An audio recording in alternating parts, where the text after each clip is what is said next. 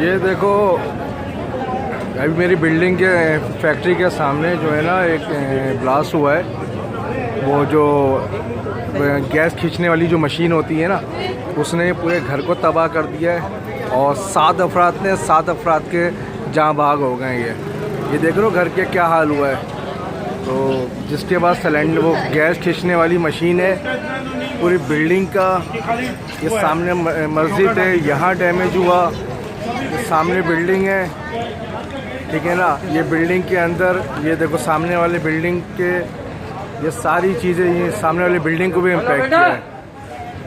یہ دیکھ رہے ہو یہ سامنے والے کا سامان اڑ کے سب روڈ پر آیا ہی ہے. یہ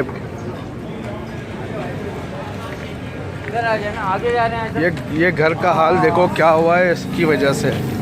یہ دیکھ رہے ہو تو جو افراد یوز کرتے ہیں وہ نہ کریں. اس بلڈنگ کا کیا حال ہوا یہ تمہارے سامنے ہی ہے. اور سامنے میری فیکٹری ہے. یہ دیکھو 4 منزلہ بلڈنگ ہے. یہ بلڈنگ بھی ڈیمیج ہو چکی ہے. اس پہ بھی سیل لگا دیا ہے کہ عوام گھر خالی کرتے ہیں اس میں سے. یہ دیکھو یہ پورا گھر اس کے اندر دیکھو برابر والے گھر کا بھی جس طرح یہ حالات دیکھ رہے ہو.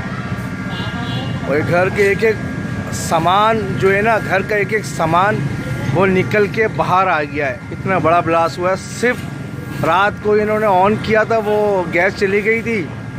اب صبح گیس آ گئی ان کو پتہ ہی نہیں. انہوں نے جا کے چولہا جلایا ہے اور پورا گھر تباہ برباد ہو گیا.